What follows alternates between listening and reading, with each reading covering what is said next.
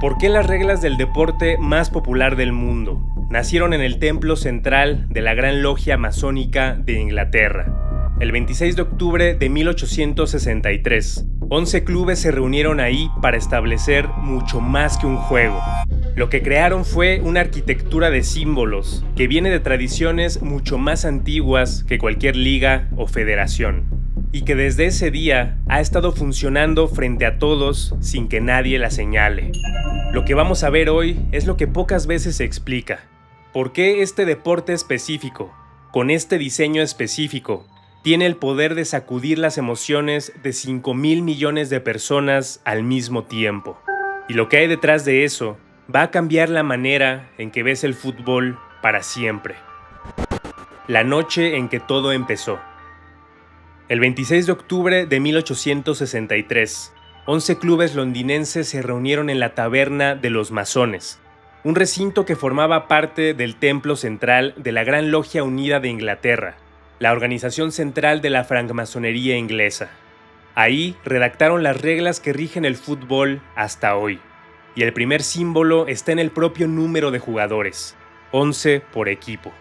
En la cábala clásica, el 10 representa la perfección y la totalidad divina, y el 11 es lo que la desborda, las fuerzas del caos y el desequilibrio que abren una tensión que exige resolución. 22 fuerzas en conflicto durante 90 minutos, buscando esa resolución en el momento en que la esfera cruza la portería del adversario. El juego entero está construido sobre esa tensión, y el número de jugadores es solo el principio. Lo que el campo esconde. El campo de fútbol funciona como un templo. El geógrafo Christopher Thomas Gaffney dedicó años a analizar los estadios latinoamericanos y encontró algo que una vez que lo lees no puedes dejar de ver. El estadio moderno ocupa exactamente el mismo lugar simbólico que la catedral medieval en la ciudad. Es el espacio donde el tiempo ordinario se suspende, donde las reglas del mundo de afuera dejan de aplicar, donde algo diferente puede ocurrir. Dentro de ese espacio, cada elemento tiene un significado. Los griegos llamaban omphalos al punto central del mundo, el eje desde donde se origina toda la acción y hacia donde todo regresa. El círculo central del campo cumple esa función. Es el único punto desde donde el juego puede comenzar, el único lugar que se repite en cada reinicio. Las dos mitades simétricas a cada lado reproducen la dualidad que aparece en todas las cosmologías antiguas. Dos fuerzas iguales en tensión permanente. Y las líneas blancas que delimitan todo ese espacio son, en términos del simbolismo que atraviesa este juego, los límites del recinto sagrado.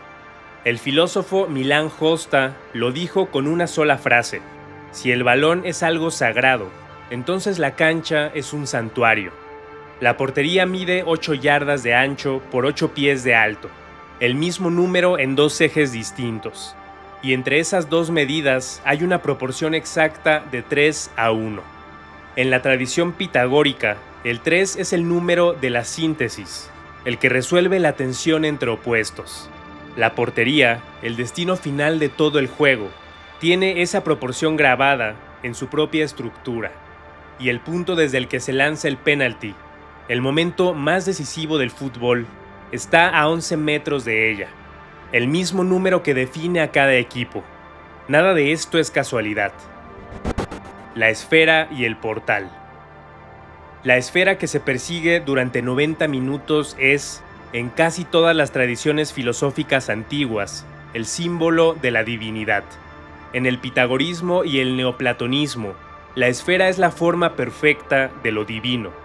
El Corpus Hermeticum describe el cosmos como un ser eternamente vivo, cuyos movimientos imitan la eternidad creadora. En la psicología de Jung, el círculo perfecto es el arquetipo del sí mismo, la unificación total de la conciencia y el inconsciente.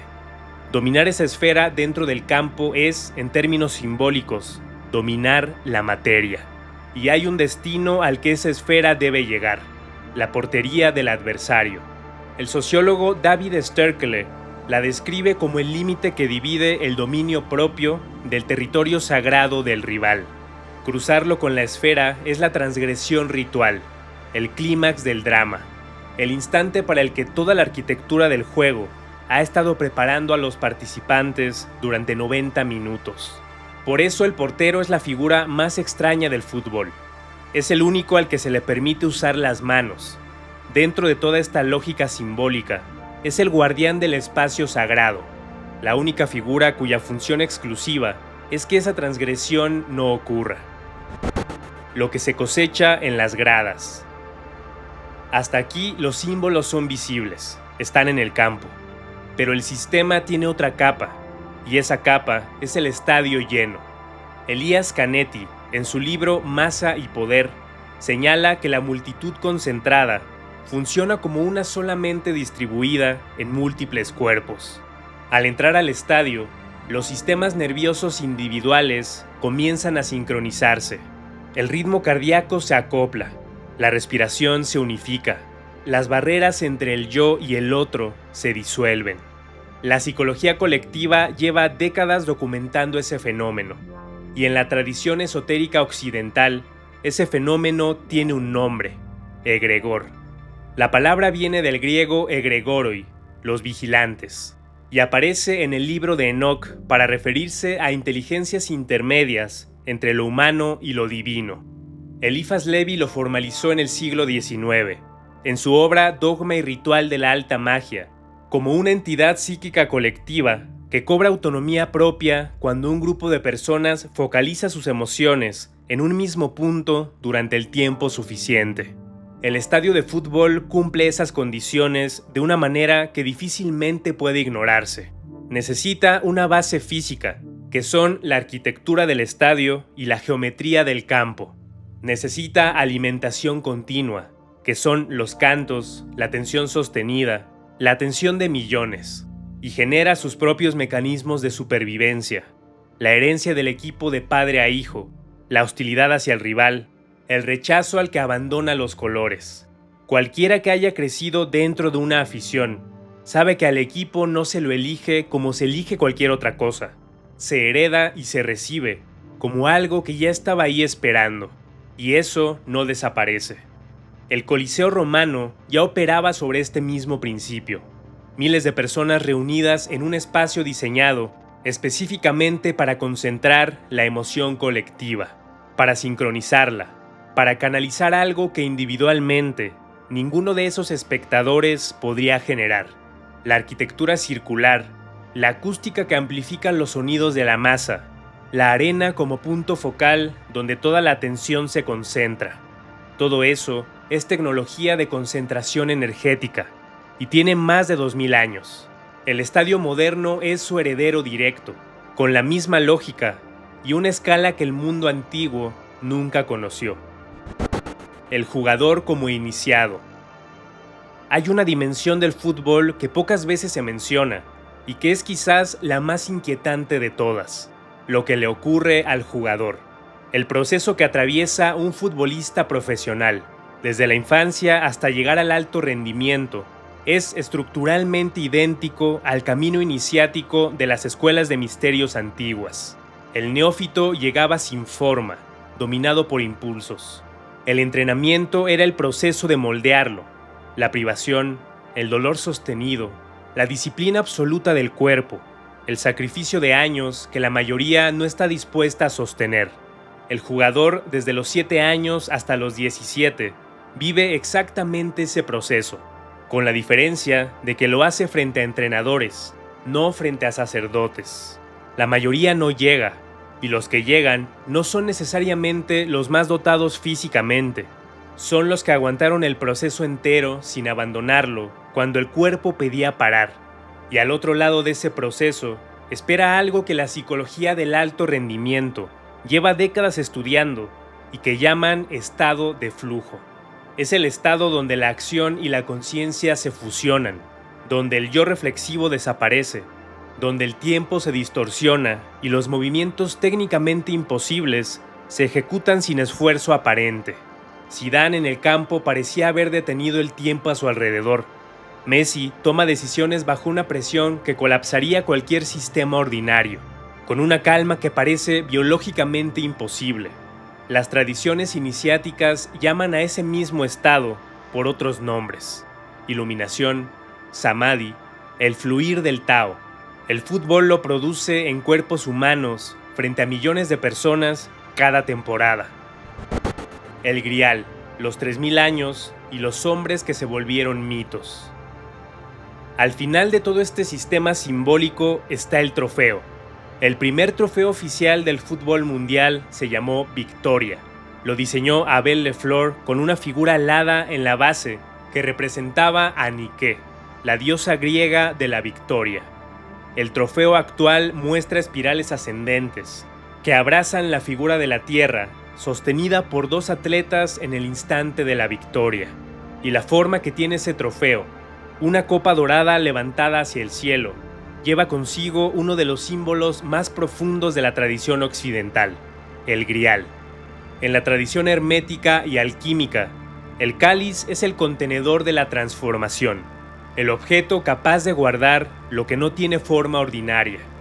En la leyenda artúrica, el Grial sana toda herida y otorga la inmortalidad a quien lo encuentra. Quien levanta esa copa dorada al final de una competencia, no solo gana un torneo, según el simbolismo que atraviesa toda esta tradición, completa una búsqueda iniciática y toca algo que lo separa para siempre del plano ordinario. Y los hombres que han levantado esa copa ya no son del todo hombres. Pelé fue elevado a símbolo solar de un país entero, una figura mítica que encarnó durante décadas el arquetipo del héroe luminoso. Maradona fue convertido en objeto de culto de forma literal, con oraciones y rituales dirigidos a su figura, el héroe trágico cuya vida entera pareció diseñada para encarnar la tensión entre lo humano y lo divino. Messi atravesó años de fracasos y dudas hasta que levantó la copa, y ese momento fue vivido por millones como la consumación de una profecía que siempre estuvo escrita. Esos mismos arquetipos aparecen en todas las culturas que usaron el juego de pelota como rito. Los relieves tallados en las canchas de Chichén Itzá muestran jugadores caídos de cuyo cuello brotan serpientes que se transforman en ramas y frutos, la muerte que renovaba el ciclo solar. En China, el Cuju se jugaba en canchas donde la pelota representaba el cielo y el espacio de juego representaba la tierra. En Grecia y Roma, los juegos de pelota servían para unir a los ciudadanos y forjar el carácter de las legiones. Una esfera, un espacio delimitado, dos fuerzas en tensión, una comunidad que observa y entrega su energía.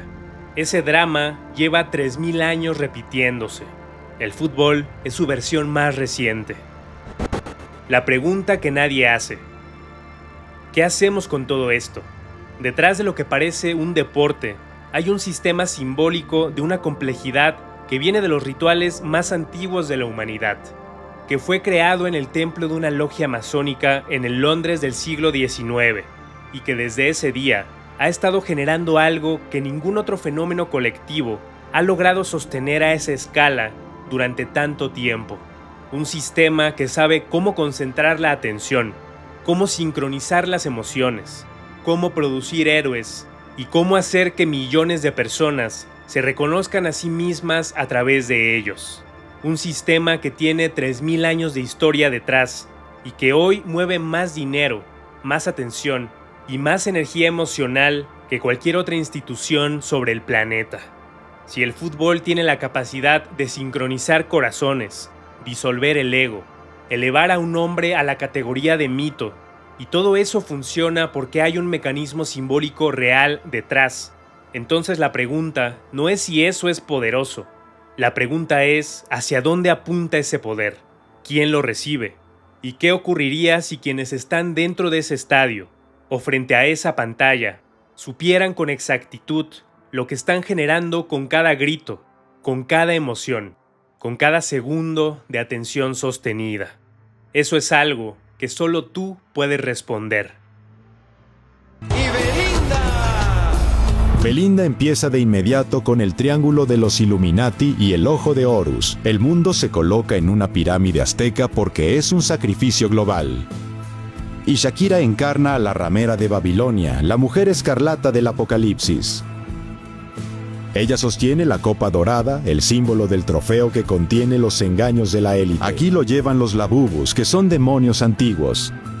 Canta un dúo con Burna Boy, todo está en el nombre, Burna Boy.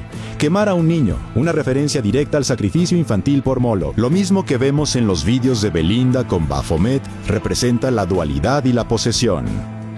Todos conocemos el símbolo de los Illuminati, pero nadie habla de la colmena masónica. El balón de fútbol es una colmena hecha de hexágonos. Aquí toda la palabra está atrapada dentro de esta bola que representa la mente colmena y el nuevo orden mundial. Porque el fútbol se creó en un templo masónico. La reina es la élite que posee los clubes. Los jugadores son seguidores que ejecutan las órdenes. Por cierto, el primer gol de este mundial fue marcado por Julián Quiñones, quien hace abiertamente el signo de la brújula masónica. Es exactamente como los Minions, sin identidad real, solo un uniforme, un número y obediencia ciega a su amo. Kira, we are ready. Y cuando ves las ceremonias de fútbol, participas en el ritual. Pierdes tu individualidad para convertirte en un trabajador en la colmena.